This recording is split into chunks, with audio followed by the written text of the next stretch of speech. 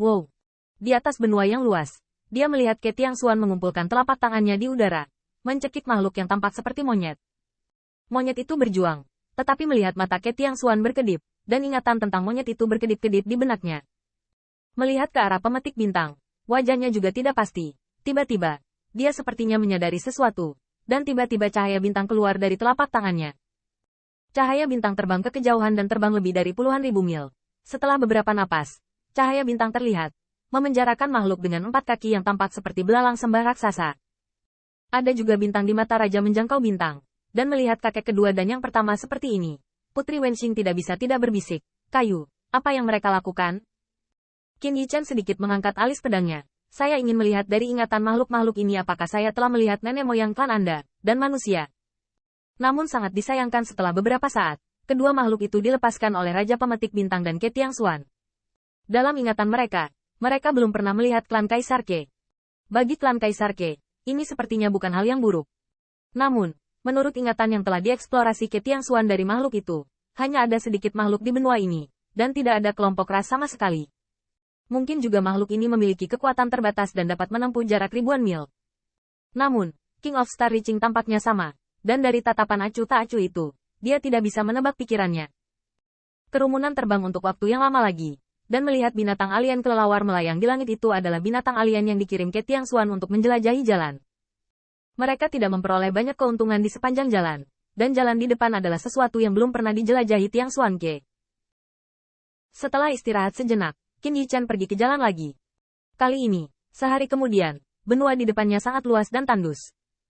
Tampaknya langit dan bumi tidak pernah diciptakan di sini, dan tidak ada peluang. Tetapi kekuatan besar juga telah sampai pada kesimpulan, yaitu, bentangan luas benua ini agak luar biasa, dan dengan kecepatan terbang mereka, itu bahkan belum mencapai akhir selama hampir 2 hari. Qin Yichen bosan di sepanjang jalan. Tiba-tiba, Ke Tiangxuan sepertinya menemukan sesuatu. Dia berdiri di udara, berdiri di tanah di bawah kakinya. Medan ini. Alis perak Ke Tiangxuan mengerutkan kening dan sepertinya menyadarinya. Namun, pada saat ini, tawa Bai Guanxing terdengar di sekelilingnya. Senior Tiangxuan juga telah mempelajari cara melihat bintang. Dapatkah Anda menemukan sesuatu yang aneh?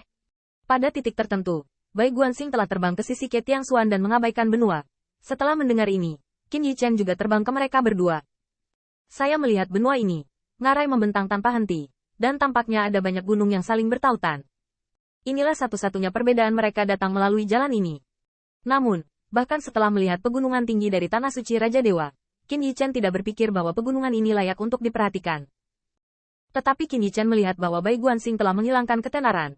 Dan untuk sementara dia melihat ke langit yang megah dari langit berbintang, dan kemudian memutar bintang dan memindahkan langit.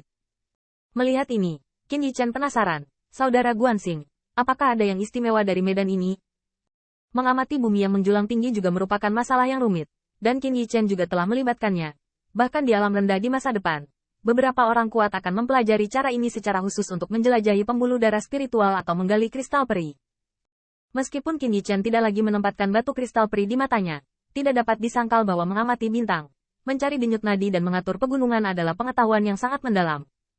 Sebagai dewa dan manusia dari klan Bais, Bai Guanxing sering berpura-pura bahwa dia adalah 3 jenius teratas dari kebijaksanaan klan Bais. Tentu saja, bukan tidak mungkin bagi Qin Yichen untuk belajar, karena di dunia jiwa naga, dia juga telah melihat Kaisar Surgawi dari klan Bais dan juga memberinya warisan. Namun, Qin Yichen tidak ingin terlalu mendadak. Bagaimanapun, ada Bai Guanxing di sini. Ketika Putri Wenxing melihat ini, dia tidak bisa membantu tetapi mengangkat kepalanya dan bertanya, Xiao Bai, Anda mempelajari semua keterampilan Anda ratusan juta tahun kemudian. Ini adalah dunia zaman prasejarah. Apakah keterampilan Anda masih berguna? Bai Guanxing, yang sedang menonton jam matahari bintang, berubah menjadi jejak bintang yang bersinar, tidak bisa menahan untuk tidak menggerakkan mulutnya. Kapan saya memiliki julukan ini? Cupu. Tidak peduli bagaimana kamu mendengarkan, rasanya seperti nama hewan peliharaan. Nama panggilan itu dapat ditoleransi, tetapi Bai Guanxing tidak akan pernah membiarkan Putri Wenxing mempertanyakan kemampuannya. Jangan lupa bahwa klan Bais saya telah meninggal selama ratusan juta tahun, dan kebijaksanaan saya ada di langit. Jika Anda bertemu dengan leluhur saya dari klan Bais, Anda berani mengatakannya dan mencoba. Putri Wenxing memuntahkan lidah merah mudanya, dan Qin Yichen juga memperhatikan bahwa pemetik bintang juga menatap bintang-bintang, dan ada lebih banyak bintang yang melonjak di sekitarnya, dan dia tampaknya memiliki metode yang serupa. Setelah beberapa saat, Bai Guanxing sangat terkejut. Ada yang salah. Ada yang salah. Melihat ini, Qin Yichen tidak dapat menahan diri untuk tidak bertanya. Saudara Guanxing, apa yang telah kamu temukan? Masuk akal bahwa benua ini sangat sepi, dan tidak ada pertunjukan spiritual. Sederhananya, burung tidak buang air besar. Seperti yang dikatakan Bai Guanxing, dia mengangkat kepalanya untuk menunjuk ke pegunungan yang berselang-seling, seperti naga besar yang bercokol, jurang bergelombang.